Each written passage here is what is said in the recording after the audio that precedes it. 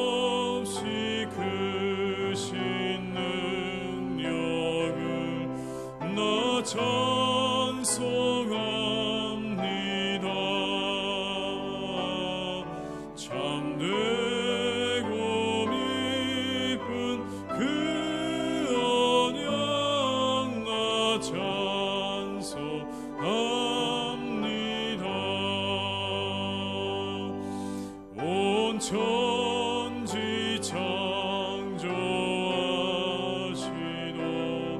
그 말씀 힘이서 영원히 변치 않는 주 남이 사옵니다.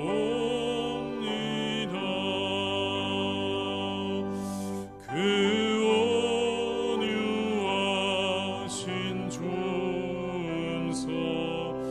날 불러주시고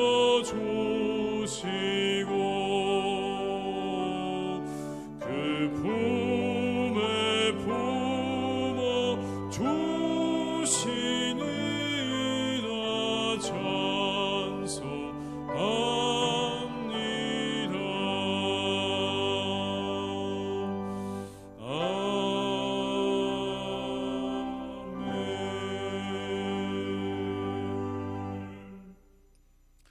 성시교독 128번입니다. 성시교독은 128번입니다.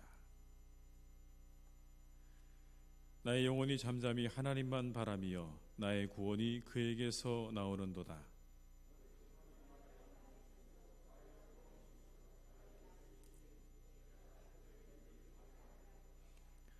넘어지는 담과 흔들리는 울타리 같이 사람을 죽이려고 너희가 일제히 공격하기를 언제까지 하려느냐.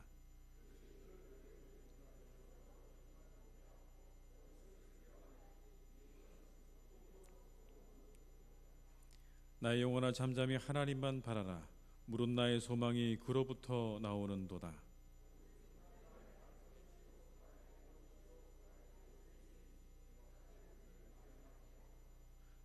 나의 구원과 영광이 하나님께 있음이요 내 힘의 반석과 피난처도 하나님께 있도다.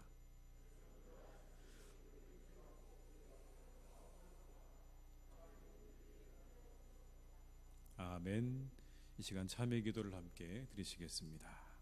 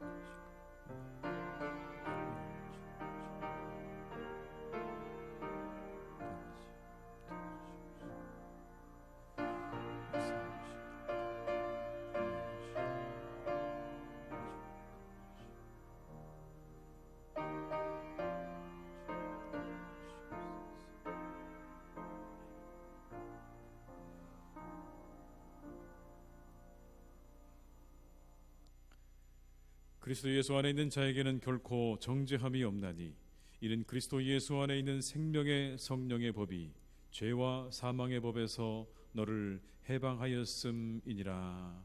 아멘. 나는 전능하신 아버지 하나님 천지의 창조주를 믿습니다. 나는 그의 유일하신 아들 우리 주 예수 그리스도를 믿습니다.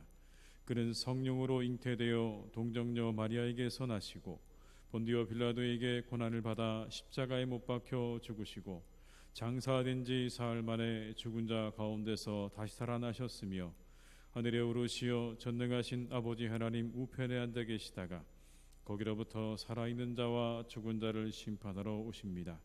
나는 성령을 믿으며 거룩한 공교회와 성도의 교제와 죄를 용서받는 것과 몸의 부활과 영생을 믿습니다. 아멘.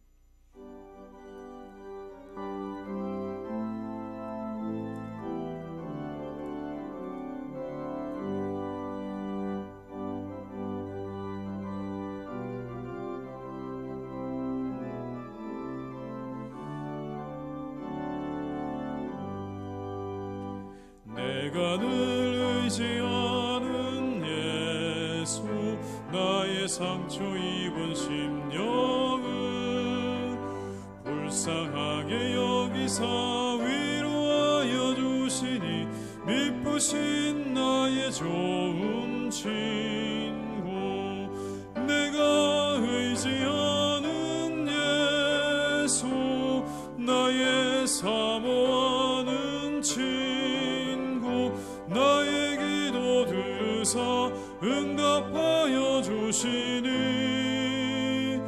미쁘신 나의 좋은 친구 주의 손 의지하고 살 때 나를 해할 자가 없도다 주님 나의 마음을 크게 위로하시니 미쁘신 나의 좋은 친구 내가 의지하는 예수 나의 사모하는 친구 나의 기도 들으사 응답하여 주시니 미쁘신 나의 좋은 친구 내가 요단강 건너가며 마음이 두려워서 떨 때도 주가 인도하시니 어찌 두려워하랴 미쁘신 나의 좋은 친구 내가 의지하는 예수 나의 사모하는 친구 나의 기도 들으사 응답하여 주시니 미쁘신 나의 좋은 친구 이후 천국에 올라가서 모든 성도들과 다 함께 우리들을 구하신 주를 찬양하리라 미쁘신 나의 좋은 친구 내가 의지하는 예수 나의 사모하는 친구 나의 기도 들으사 응답하여 주시니 미쁘신 나의 좋은 친구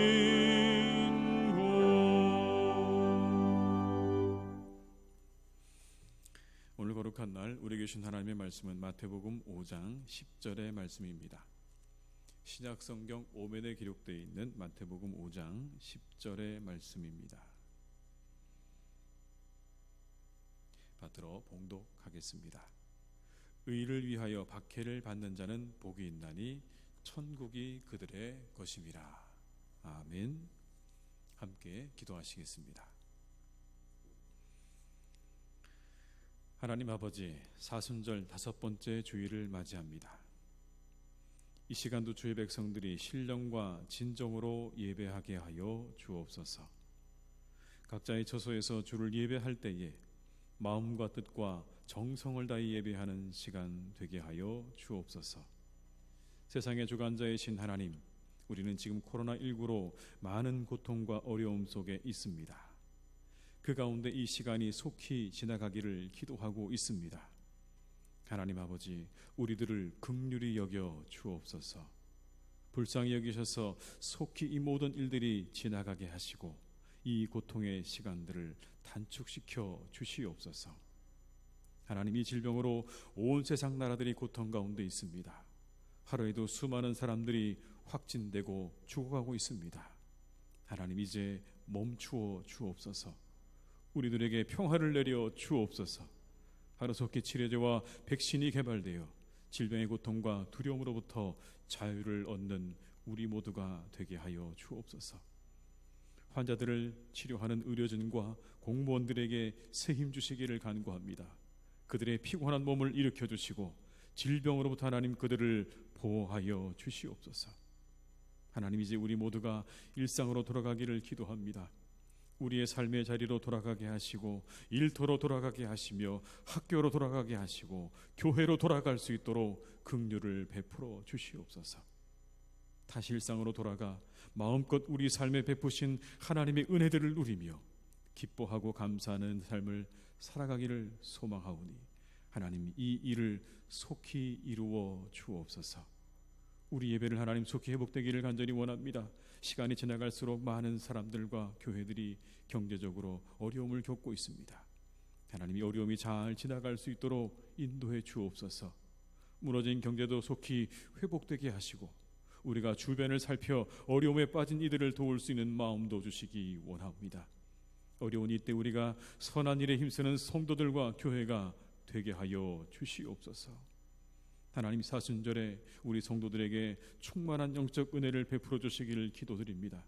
비록 교회를 나오지는 못하지만 우리가 있는 자리에서 충만한 은혜 누릴 수 있기를 기도합니다. 성령으로 인도해 주시고 말씀과 기도로 우리 한 사람 한 사람의 영혼을 채워 주시옵소서.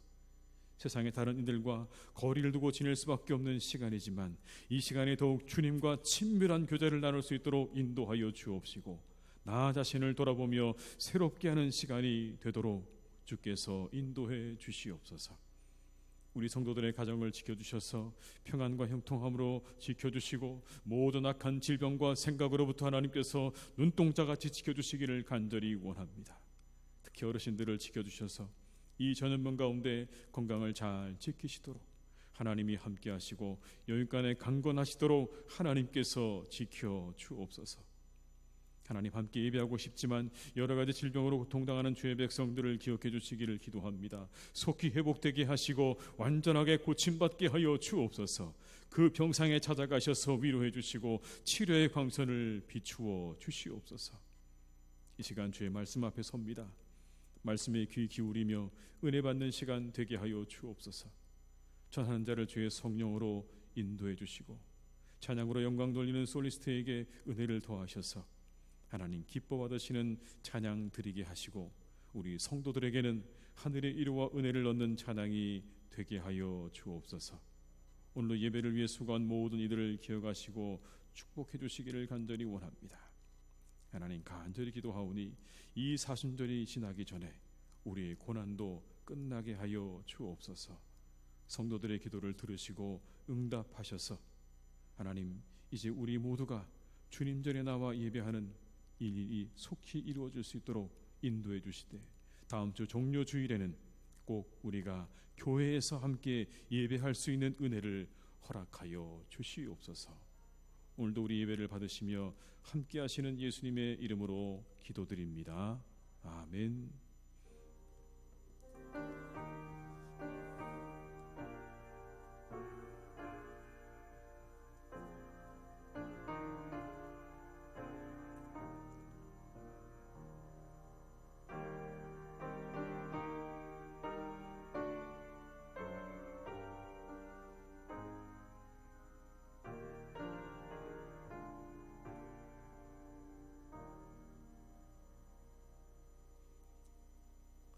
시간 찬송가 50장 1절과 2절을 부르면서 함께 헌금하시겠습니다.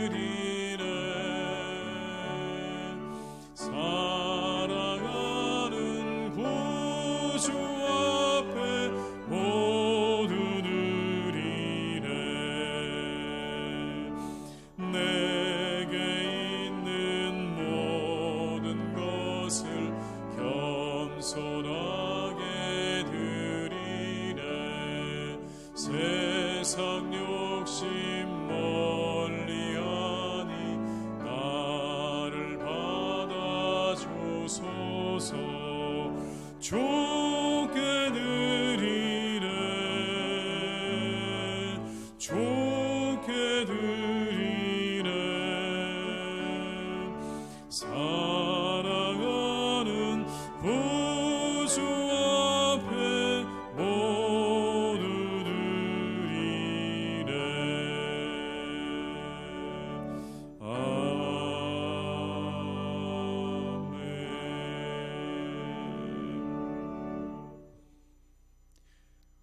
오늘도 우리를 부르시고 예배하게 하신 하나님께 감사와 찬양을 드립니다. 온 나라 백성들이 바이러스 로 인해 고통당하고 신음하는 이때에 주님께 예배하는 주의 백성들을 긍휼히 여겨주시고 기쁘게 받아 주옵소서. 하나님, 오늘도 주님께 귀한 예물을 드립니다. 경제적으로 어려운 때를 지나고 있지만 그럼에도 모든 것이 주님께로부터 왔음을 고백하며 드리는 예물 위에 하늘의 은혜로 함께 하시기를 기도드립니다. 11조를 드리고 감사 헌금을 드리고 선교를 위해 이웃을 위해 헌금을 드립니다. 기뻐 받아주시고 이 예물이 주님의 일을 위하여 귀하게 사용되게 하여 주옵소서. 하나님, 어려운 이때에 더욱 영혼의 만족함이 있게 하시고 감사가 있게 하시며 자족하는 마음 주셔서 작은 것에도 기뻐하는 삶이 되도록 우리의 이 모든 시간 가운데 우리의 영혼을 성령께서 인도하여 주시옵소서. 우리 성교의 교우들을 모든 고난과 어려움으로부터 지켜주시고 고난과 어려움을 능히 이길 수 있는 힘과 능력도 주시며 강하고 담대한 믿음 주시고 하늘의 위로와 능력으로 날마다 함께 하셔서 독수리가 날개치며 올라가는 은혜를 더하여 주시옵소서. 오늘도 주님께 드리고 싶지만 드리지 못하는 손길들을 축복하시어 후히 주시고 채우시는 하나님의 은혜로 함께 하시기 원하오니 주여, 우리 성도들의 삶과 가정과 일터를 하나님께서 지켜 주시옵소서. 오늘도 우리와 함께 하시는 예수님의 이름으로 기도드립니다. 아멘.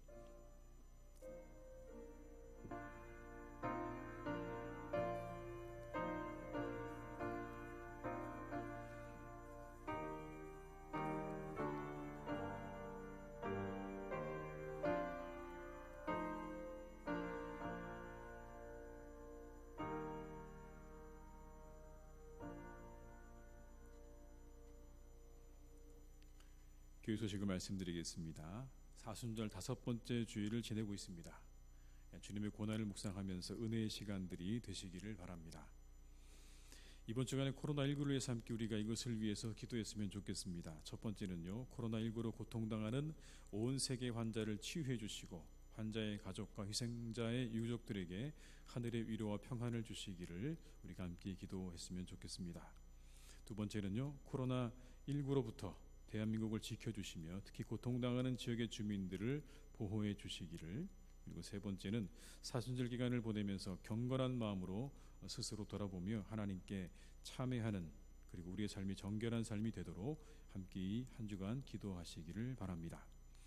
오늘 예배는 코로나19 관계로 영상으로 드려집니다. 예배가 속히 정상적으로 회복될 수 있도록 많은 기도를 부탁드립니다. 4월 초주 4월 5일부터는 모든 예배를 정상적으로 진행할 예정입니다. 우리 성도님께서 많은 그런 기도를 부탁을 드립니다. 예배가 정상적으로 드려질 수 있도록 우리 많이 기도해서 우리 다음 주부터는 함께 이곳에 나와서 예배할 수 있도록 꼭 그런 일이 있도록 우리가 함께 기도해야 할 것입니다. 코로나19의 확산으로 총회 방침을 따라서 다가오는 한 주간도 교회에서 드리는 모든 예배는 잠정 중단하도록 하겠습니다. 새벽 예배 말씀 영상은 홈페이지를 통해서 보실 수가 있고요. 이번 주 금요 심야 기도회도 그것 때문에 없도록 하겠습니다. 다음 주일은 고난주간의 시작인 종료주일이고 4월 12일은 예수께서 부활하신 부활주일입니다. 기도로 그 모든 시간들을 잘 준비해 주시기를 바랍니다. 입원하신 환자분들 위해서 여러분 계속해서 기도해 주시기 바랍니다. 이상 광고를 마치겠습니다.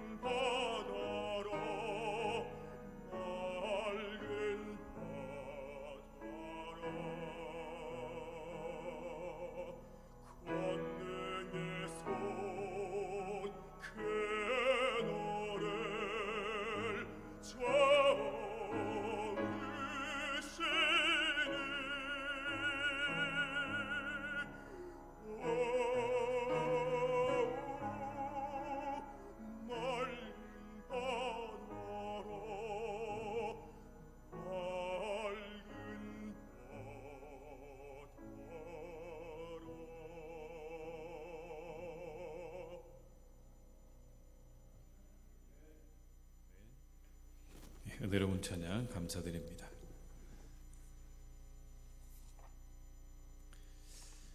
코로나19로 세상이 고난 가운데 잠겨 있습니다. 직접적으로 육체적인 고통을 당하는 분들도 있고 또 경제적인 어려움을 겪고 있는 분들도 많이 있습니다.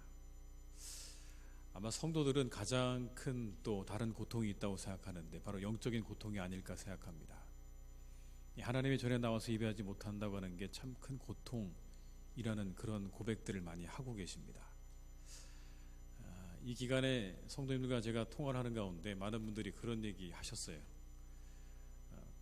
교회에 나와서 예배할 수 있는 게 이렇게 귀중한 일인 줄 다시 새삼 느끼게 됐습니다. 그냥 돌아오면 한 주 돌아오면 하나님께 나가서 예배하는 게 당연한 줄 알았는데 이렇게 못 나와 보니까 교회에서 예배한다는 게 얼마나 귀중한 일인지를 새삼 느끼게 되었다라고 하시면서 그동안의 본인의 신앙생활에 대한 반성도 함께 하시더라고요. 제가 교회를 열심히 나가지 못했던 게 얼마나 후회스러운지 모릅니다 라고 그렇게 말씀하는 분들도 있었습니다.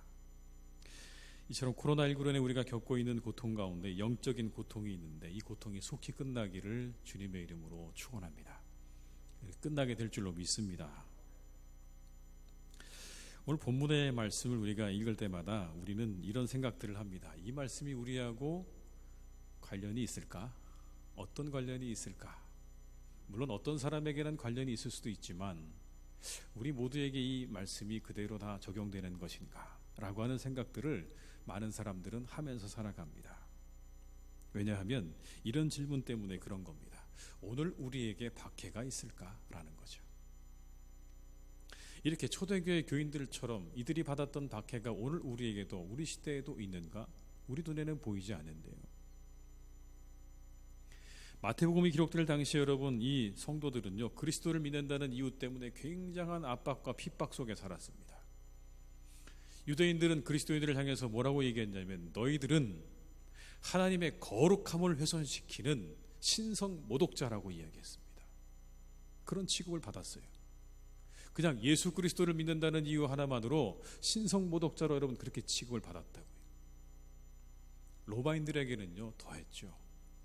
그들이 가지고 있는 황제 숭배를 거부했다는 이유로 오늘 여러분 여기에 나오는 이 그리스도인들은요 국가를 반대하는 로마의 모든 정권과 정부를 반대하는 그런 사람들로 낙인 찍혔다는 것입니다.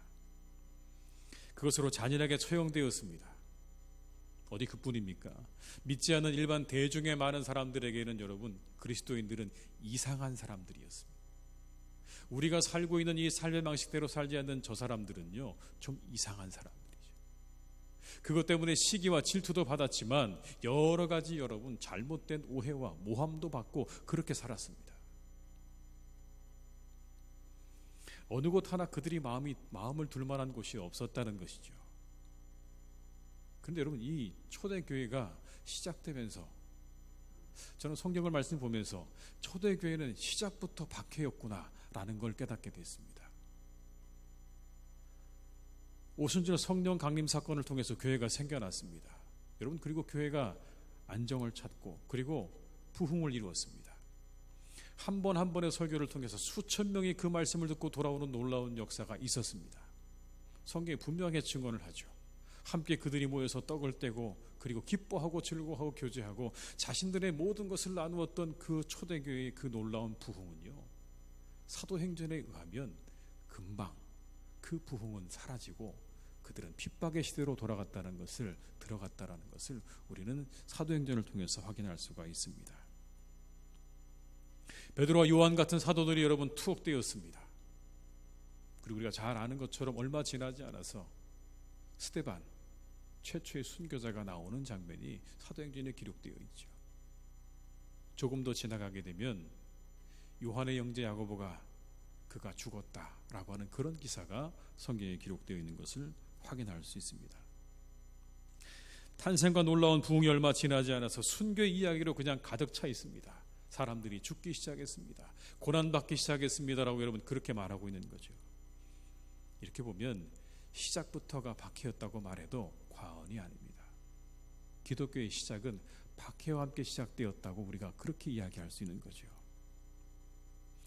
탄생의 기쁨과 부흥의 기쁨을 제대로 맛보기도 전에 교회는 박해의 시대로 접어들었던 겁니다. 최초의 박해는 64년에 있었던 그 로마시의 대화재에 대한 누명 때문에 받았던 박해가 가장 첫 번째 박해였죠. 네로가 그렇게 박해를 시작했습니다. 로마의 대화재 그 원인을 누구에게 뒤집어 씌웠냐면 그리스도인들에게 뒤집어 씌웠습니다. 저들이 방화했다라는 거죠. 그것 때문에 여러분 그리스도인들을 그냥 잡아다가 아주 잔인하게 그 모든 그리스도인들을 처형해 버렸습니다. 이게 시작에 불과했죠. 그 이후로 굉장히 오랜 동안 수백 년의 역사 속에 여러분 끊임없이 기독교인들은 박해 속에 시달려야 했습니다. 어디 박해뿐이었겠습니까? 여러 가지 오해와 모함을 받고 그렇게 살았습니다. 예를 들면 여러분 이런 겁니다. 그들은 인육을 먹는 사람들이라고 하는 그런 오해도 있었습니다. 왜냐하면 한밤중에 은밀한 곳에 남녀가 모여서 여러분 서로 이야기하기를 이것은 내 몸이다, 이것은 내 피다, 받아 먹어라, 먹어야 산다. 여러분 이야기를 서로 주고받는 걸 가만히 듣다 보면 이들은 인육을 먹는 사람들이라고 하는 그런 오해를 받기도 했다는 겁니다. 무신론자들이라고 여러분 그렇게 모함받기도 했습니다. 왜냐하면 당시 사람들의 머릿속에 형상이 없는 신은 이해할 수가 없는 겁니다. 어떻게 신이 형상이 없는가? 모든 신은 다 형상을 가지고 있는데 기독교인들이 믿고 있는 그 신은 형상이 없다. 그리고 다른 종교에 대해서 배타적인 이 그리스도인들, 우상도 인정하지 않고 다른 신도 인정하지 않는 그들을 세상의 많은 사람들은, 다른 사람들은 저들은 무신론자라고 그렇게 여겼습니다.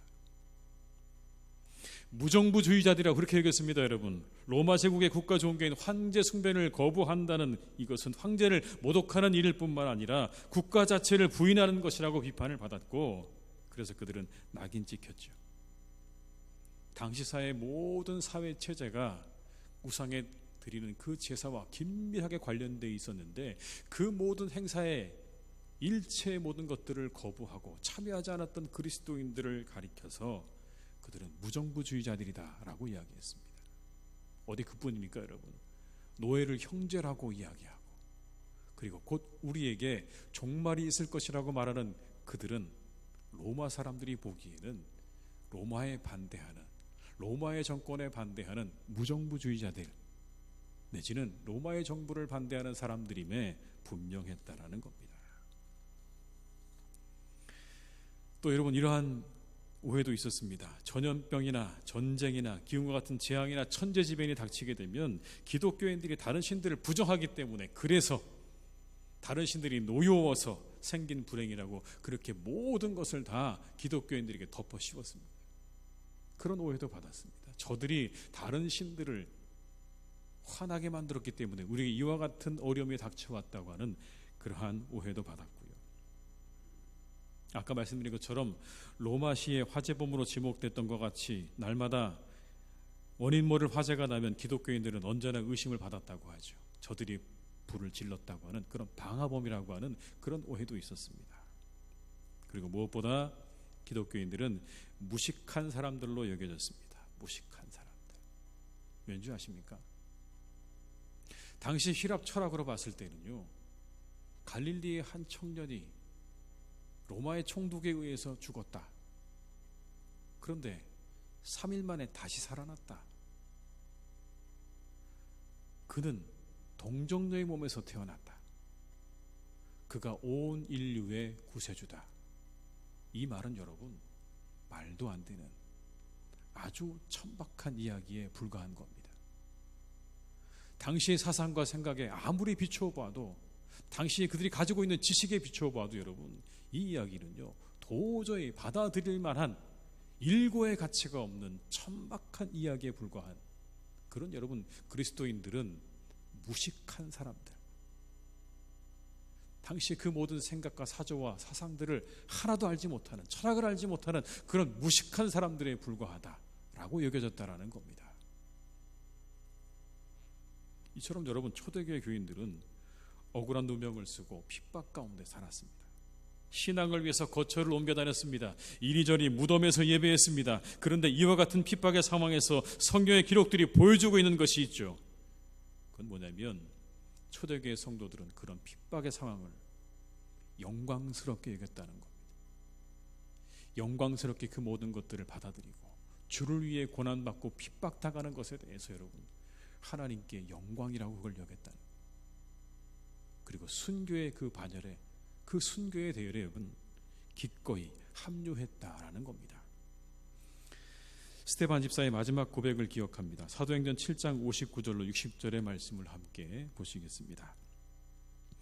그들이 돌로 스데반을 치니 스데반이 부르짖어 이르되 주 예수여 내 영혼을 받으시옵소서 하고 무릎을 꿇고 크게 불러 이르되 주여 이 죄를 그들에게 돌리지 마옵소서 이 말을 하고 자니라. 박해 한가운데서 성도들은 복음의 꽃을 피웠습니다. 박해 가운데도 그럼에도 불구하고 초대교회 성도들은 복음을 전하는 일을 멈추지 않았습니다. 우리는 오늘 그 복음의 빚을 지고 살아가고 있습니다. 근데 여러분 오늘 우리 상황은 어떤가요? 우리에게 그와 같은 핍박이 있습니까? 이 초대교회 성도들을 향해서 날아들었던 그런 돌팔매질이 우리에게 있습니까? 교회 간다고 여러분 우리에게 돌팔매질하는 사람은 없지 않습니까? 사자밥이 되는 두려움이 여러분에게 있으십니까? 내가 오늘 교회에 왔다고 혹시나 잡혀가서 사자밥이 될까 두려워하는 분은 아무도 없지 않으십니까? 거리에 여러분 횃불로 태워지는 그런 염려와 두려움이 여러분에게 있으십니까? 내가 오늘 이 예배에 참석했기 때문에 이 예배를 마치고 나가면 내가 붙잡혀 가게 되면 이 밤에 횃불로 거리에 태워지는 그런 두려움과 그런 고통 우리에게 여러분 없지 않습니까? 칼과 창에 죽임당하고 돌팔매진 당하고 십자가에 달려 죽고 사자의 밥이 되고 거리 횃불로 태워지는 일이 더 이상 없습니다. 물론 몇몇 지역을 제외하고는 말입니다. 몇몇 지역엔 여전히 여러분 그러한 핍박이 여전히 존재하겠죠. 그렇다면 이 시대는 박해가 없는 것입니까? 우리 시대에 박해가 없을까요, 여러분? 좀 더 이 박해에 대한 우리가 개념을 분명히 할 필요가 있는데요. 박해는 이런 뜻입니다. 집요하게 쫓아오면서 괴롭힌다는 뜻이에요. 여기 사용되어지는 디오코라는 말은요, 아주 지독하게 쫓아오면서 그를 괴롭히는 걸 말하는 겁니다. 그러면 박해의 목적이 뭘까요? 박해의 목적은 그렇게 지독하게 쫓아와서 괴롭혀서 결국 그 사람을요, 그 무리로부터 떨어뜨려 놓는 게 목적인 겁니다. 하나님으로부터 떨어뜨려 놓는 게 박해의 목적이랍니다. 떨어져 나가면 되는 거죠. 배교가 목적인 겁니다.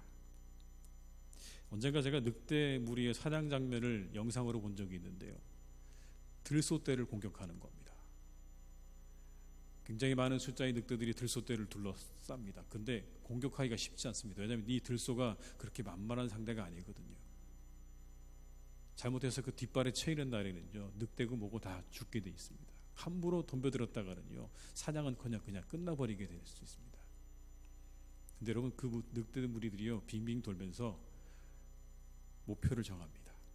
근데 주로 목표는 보니까 새끼더라고요. 아직 연약한 새끼를 정하고 난 다음에 움직이기 시작합니다.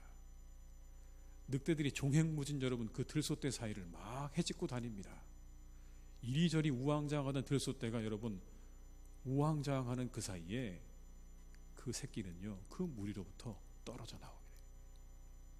아주 집요하게 쫓아다닙니다. 그 새끼가 떨어질 때까지. 그 새끼가 떨어지는 그 순간에 여러분 놓치지 않고 그 늑대 무리가 그 새끼에게 달려들어서 그 새끼를 잡아먹는 그런 장면이었습니다. 박해가 이와 같은 것이 아니겠습니까? 집요하게 여러분 괴롭혀서 그래서 결국 그 무리로부터 떨어지게 만드는 것. 무리로부터 떨어질 뿐만 아니라 누구로부터요? 하나님으로부터 떨어지게 만드는 것. 적어도 여러분 하나님으로부터 떨어지진 않아도요, 이 시대의 박해의 목적은 뭐냐면 하나님으로부터 멀어진 삶을 살게 하는 것, 가까이 가지 못하게 하는 거죠. 이렇게 얘기하는 겁니다. 적당한 거리를 두고 사는 것도 괜찮지 않을까? 그냥 적당히 거리 두고 살아. 집요하게 여러분 사람들을 괴롭혀서 거리를 두고 살게 만드는 겁니다. 그런데 여러분 우리에게 다가오는 그런 박해는 어떤 것들입니까? 적어도 이와 같은 박해들이 우리에게 여전히 남아있다고 보여집니다. 이런 겁니다. 진리를 가장한 비진리가 우리를 몰아세우는 거죠. 여러분, 우리 주변에 진리를 가장한 비진리가 얼마나 많습니까? 진리처럼 보이지만 그러나 진리가 아닌 것들이 우리를 몰아세우는 거죠.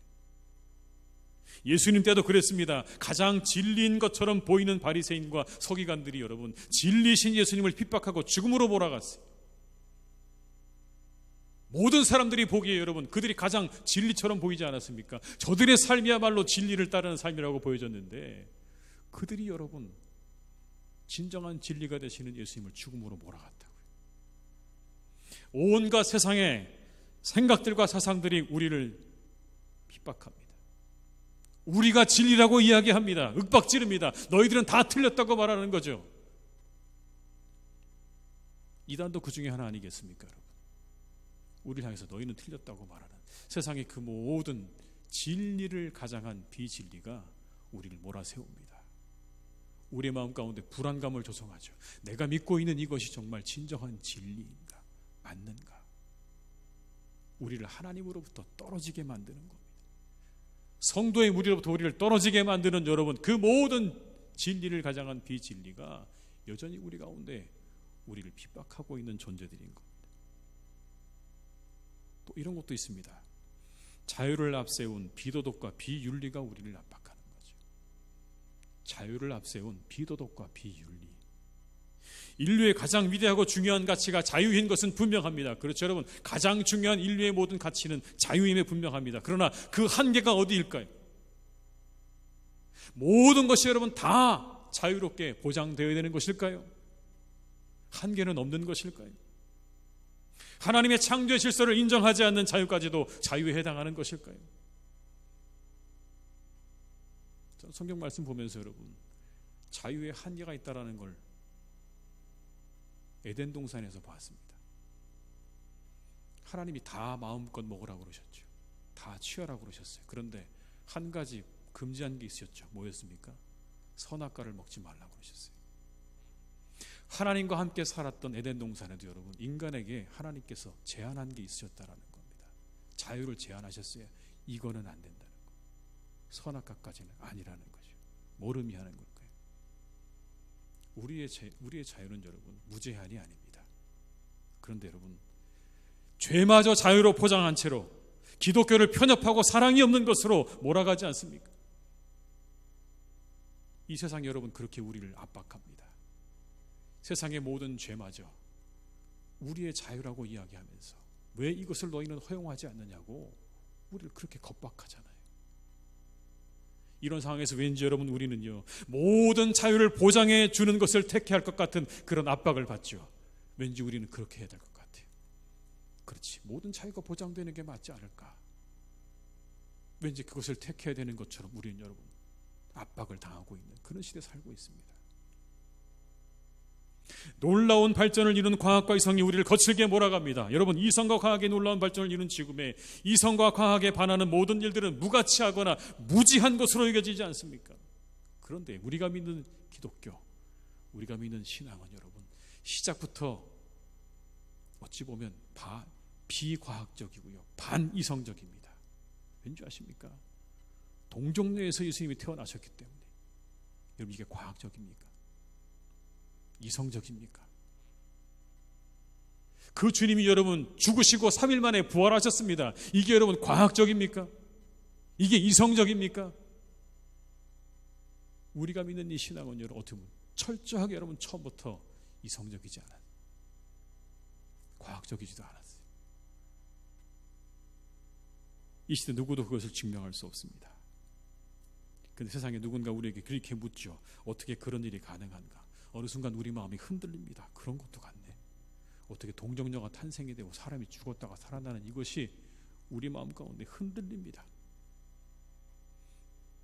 이성과 과학의 발달한 여러분 이 시대에 그래서 우리는 가장 진부하고 비과학적인 사람이 된 것 같은 그런 느낌을 받을 때가 있는 거죠. 왠지 이것을 믿으면 우리는 가장 이 시대에 뒤떨어져 있는 사람처럼 그렇게 느껴질 수 있다는 것. 이런 과학과 이성이 여러분 우리를 몰아세우는 거죠. 우리를 몰아갑니다. 그래서 우리를 하나님으로부터 떨어지도록 신앙으로부터 멀어지도록 떨어져 나가지는 않아도 아까 제가 말씀드린 것처럼 여러분 적어도 하나님과 거리를 두고 살아가도록, 적당한 거리 속에 살아가도록. 그래서 교회가 있고 성도가 있지만 아무런 영향력이 없는, 아무런 향기가 없는, 아무런 맛이 없는 그런 교회와 성도로 살아가도록 우리를 이 시대가 핍박하고 있는 것입니다. 핍박은 사라지지 않고 여전히 우리 가운데 존재하면서 교묘하게 그 형태를 바꾸어서 오늘 우리를 하나님으로부터 적당히 떨어져 살도록 만들고 있다라는 겁니다. 이와 같은 일들이 우리를 훔치려들게 하고 자유롭지 못하게 하고 우리를 숨기게 합니다. 그런데 한 가지 초대교회 교인들은 그 박해를 받으면서 결코 움츠러들지 않고 숨기지 않았다는 것입니다. 그들은 자신의 믿음이 드러날 때 과감하게 여러분 그것을 드러냈습니다. 창피해하거나 숨기려 하지 않았습니다. 영광스럽게 생각했습니다. 한 발도 물러서지 않았습니다. 내가 내일 사자의 밥이 되는 한이 있어도, 내가 내일 십자가에 매달려 죽는 한이 있어도, 거리에 횃불이 되어서 타는 한이 있어도 여러분 굴하지 않았습니다. 뒤로 물러서지 않았습니다. 이것이 그리스도인의 야성이 아니겠습니까? 불의와 박해 앞에 결코 무릎 꿇지 않는 것. 우리 화평케 해야 되는 사람 맞습니다. 화평케 해야 되겠죠. 그러나 여러분 어느 부분에서는 부딪히게 될 겁니다. 우리는 세상은 아니거든요. 그러나 그 부딪힐 때 박해도 받을 수 있습니다. 그때 기억해야 됩니다. 받아야 할 것은 받아야 한다. 우리에게 여러분 박해가 없을 거라고, 박해를 피할 수 있을 거라고, 박해는 우리의 몫이 아니라고 생각하지 마십시오. 받아야 할 것은 받아야 되는 겁니다. 어느 순간에는 우리가 우리의 복음을 가지고 나가다가 부딪히는 지점에서 우리는 여러분 박해를 받을 수도 있다라는 것을 기억해야 됩니다. 그 어떤 것도 우리가 그리스도인 되지 못하게 압박하는 것들에 대해서, 복음이 복음되지 못하도록 압박하는 것들에 대해서, 하나님이 하나님 되지 못하도록 압박하는 것들에 대해서, 예배가 예배되지 못하도록 압박하는 것들에 대해서, 그리고 교회가 교회되지 못하게 만드는 악한 것들에 대해서 비겁하게 피하지 않고 우리는 맞설 줄 아는 성도들이 되어야 할 줄로 믿습니다. 그 사람이 여러분, 그 사람이 의를 위하여 핍박을 당하는 자, 박해를 받는 자라고 하는 의미인 것입니다. 언제라도 우리는 기독교인들을 박해하고 압박하는 일들에 대해서 단호하게 맞설 줄 알아야 합니다. 예배와 복음을 훼손하면서 압박하는 모든 시도들에 대해 그리스도인들은 단호하게 맞서야 합니다. 우리 믿음의 선조들은 그렇게 믿음을 지켜왔습니다. 그냥 그럭저럭 적당히 거리를 유지하고 자신들의 편안과 안임과 평안을 유지하는 그런 삶이 아니라 그 핍박을 정면으로 맞서서 뚫고 나아가면서 하나님의 교회를 오늘까지 지켜왔다는 것을 우리는 기억해야. 그때 예수님께서 말씀하십니다. 그들에게 복이 있다. 천국이 그들의 것이다. 여러분, 이 한 구절의 말씀은요, 박해를 이길 수 있도록 하는 놀라운 능력이 있는 말씀입니다. 천국이 너희들의 것이다. 하나님 나라가 너희들의 것이라는 이 말씀은 궁극적인 승리가 너희들의 것이라는 뜻이죠. 오늘 비록 지는 것처럼 보이, 박해받으면 우리가 지는 것처럼 보이잖아요. 매맞고 나무에 매어 달리고 불에 타고 사자의 밥이 되는 여러분, 그 삶이 결코 우리가 보기에 승리의 삶이 아닌 것처럼 보이지만 오늘 예수님께서 말씀하십니다. 천국이 너희 것이다. 그 잠시의 고통이 지나고 나면 그러면 하나님 나라다. 여러분, 이 믿음으로 순교한 겁니다. 오늘 내가 비록 힘들고 고통받고 박해당하지만 죽음당하지만 그러나 한 번 눈을 감고 뜨면 이제 천국이라는 이 예수님의 한마디의 말씀이 여러분 성도들을 순교의 자리로 인도했던 그런 은혜의 말씀인 줄로 믿습니다. 박해받는 거 위쾌한 일 아니죠. 고통스럽고 때로 수치스럽고 피하고 싶은 것임에 분명합니다. 그러나 그때 우리요 그 자리에 서 있어야 합니다. 그냥 서 계십시오. 우리에게 박해가 다가오면 도망가지 마십시오.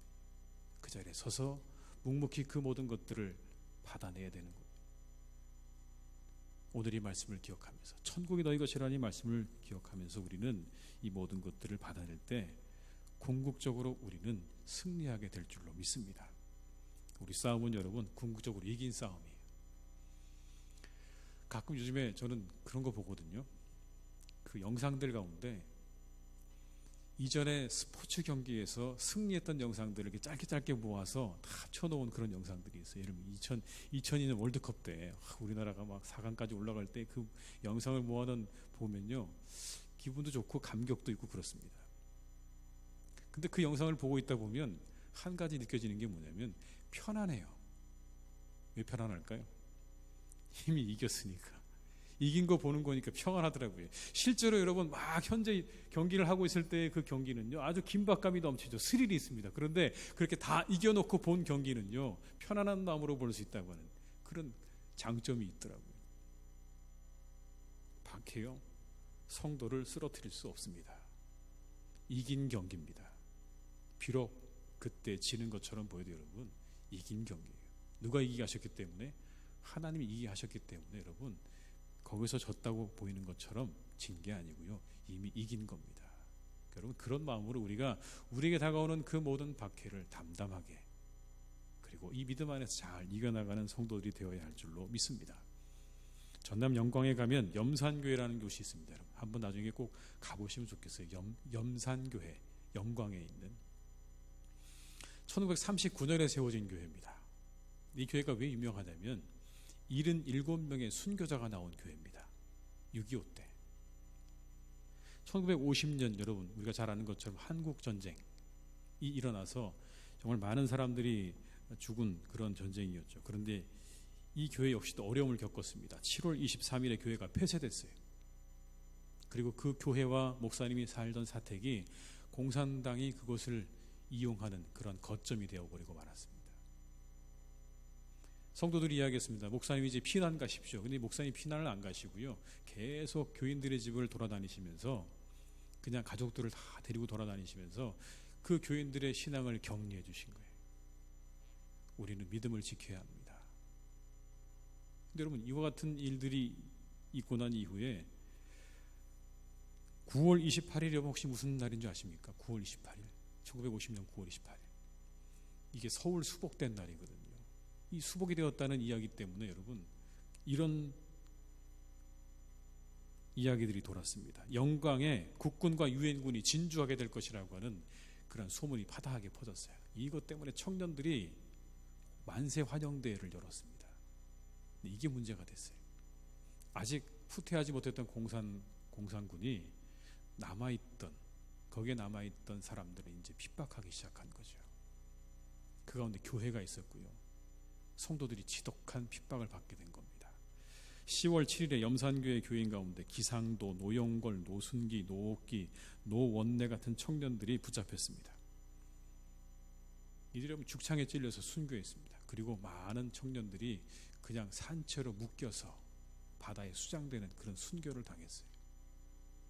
77명의 교인이 여러분 죽었습니다. 전체 교인의 3분의 2가 순교가 된 거예요. 근데 여러분 그 가운데 이런 이야기가 있습니다. 10월 13일에 김옥자, 김금자, 김신자, 김미자 네 자매입니다. 네 자매. 주일학교 다니는 네 자매가 교회 다닌다는 이유로 부모가 교인이라는 이유로 여러분 이제 붙잡혀서 바다에 수장되어 가는 그 길을 가고 있는 거예요. 얼마나 여러분 두려웠을까요? 동생들이 막 우는 거예요. 이미 다 낌새를 차린 거죠. 이제 우리가 곧 죽는다는 거 낌새를 차리고 막 울고 있어요. 그랬더니 가장 큰 언니 김옥자 씨가 이렇게 이야기했다고 해요. 울지 마라 울지 마라.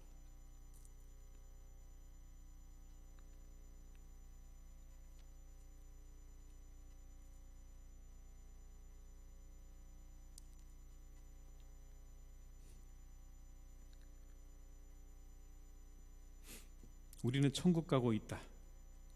천국 가니까 울지 마라, 울지 마라.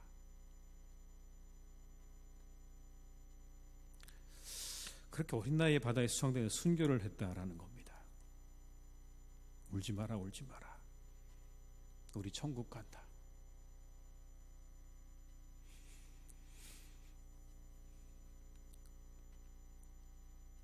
천국이 멀리 있지 않았습니다. 눈을 감았다가 뜨면 그 천국이라는 믿음이 있었어요. 이게 성도들의 믿음이었습니다. 순교자들의 믿음이었습니다. 우리 천국 간다. 죽음도 두려워하지 않았어요. 죽으면 천국이라는 이 믿음으로 믿음의 선조들은 어떤 박해와 압박에도 굴하지 않고 교회와 믿음을 지켜냈습니다.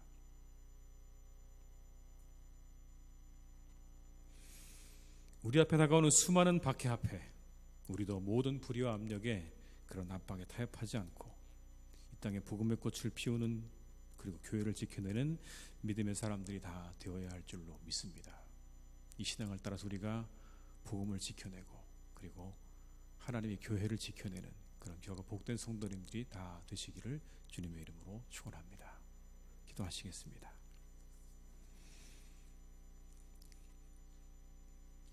하나님 감사합니다. 저희들에게 믿음을 주셨습니다. 오늘도 하나님 세상은 우리를 핍박합니다. 너희들이 가지고 있는 그 모든 것들은 헛된 것이고 허황된 것이고 잘못된 것이라고 그리고 부족한 것이라고 우리를 그렇게 핍박하고 압박합니다. 하나님 이때 우리가 순교자의 정신을 따라 하나님의 교회와 복음을 지켜내는 그런 사람들이 되게 하여 주시옵소서. 하나님이 핍박으로 하나님으로부터 멀어진 삶이 되지 않게 하시고 성도로부터 멀어진 삶이 되지 않게 하시고 오직 하나님 안에서 그리고 교회 안에서 성도 안에서 하나님의 교회를 지키며 때로 우리에게 다가오는 수많은 핍박을 그대로 받아낼 수 있는 그런 순교자의 정신이 우리의 영혼 속에 함께하는 그런 성도들이 되게 하여 주시옵소서. 의를 위하여 박해받는 자 복되다 하셨사오니 그리스도를 위하여 교회를 위하여 그리고 예배를 위하여 우리 모두가 핍박을 각오하는 성도들이 될 수 있도록 주님 함께해 주시옵소서. 곧 천국일 것입니다. 우리는 이긴 싸움을 하고 있습니다. 우리와 함께 하셔서 늘 승리케 하신 하나님을 바라보며 때로 우리에게 다가오는 어려운 시간들 속에서도 결국은 우리를 이기게 하시는 하나님의 손을 붙잡고 하루하루 승리하는 삶을 살아가는 귀하고 복된 성도들이 다 되게 하여 주시옵소서. 이 코로나19로부터 하나님 우리 성도들을 지켜주셔서 승리하게 하시고 담대하게 하시고 평안하게 하시고 고치시는 하나님의 은혜와 능력으로 우리 성도들 한 분 한 분과 가정과 일터와 가족들을 지키시고 돌보아 주시옵소서. 모든 것 주님께 부탁드리옵고 예수님의 이름으로 기도드립니다. 아멘.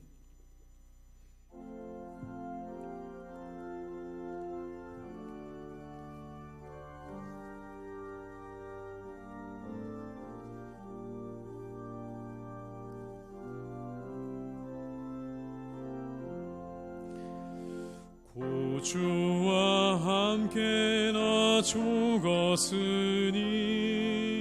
구주와 함께 나 살았도다. 영광의 그날에 이르도록 언제나 주만 바라봅니다. 언제나 주는 날 사랑하사 언제나 새 생명 주시라니. 영광의 그날에 이르도록 언제나 주만 바라봅니다. 마음속에 시험을 받을 때와 무거운 근심이 있을 때에 주께서 그때도 같이 하사 언제나 나를 도와주시네. 언제나 주는 날 날 사랑하사 언제나 새 생명 주시나니 영광의 그날에 이르도록 언제나 주만 바라봅니다. 뼈 아픈 눈물을 흘릴 때와 쓰라린 마음으로 단식할 때 주께서 그때도 같이 하사 언제나 나를 생각하시네. 언제나 주는 날 사랑하사 언제나 새 생명 주시나 그날에 이르도록 언제나 주만 바라봅니다. 내 몸의 약함을 아시는 주 못 고칠 질병이 아주 없네. 괴로운 날이나 기쁜 때나 언제나 나와 함께 계시네.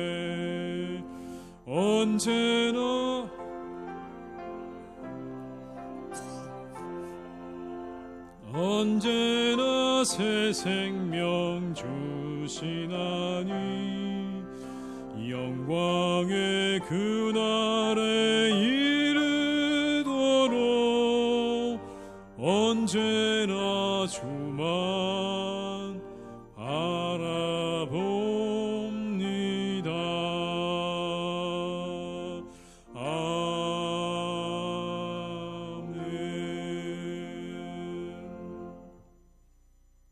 지금은 우리 주 예수 그리스도의 은혜와 아버지 하나님의 크신 사랑하심과 성령님의 교통하심에 인도하신 은혜가 이 시간 하나님 앞에 예배하며 의를 위하여 박해받는 자로 살아가기로 다짐하며 세상으로 나아가는 우리 모든 교우들과 가정과 일터 위에 사랑하는 우리 교회 위에 이 나라와 민족 위에 이제와 영원토록 함께 하시기를 간절히 축원하옵나이다.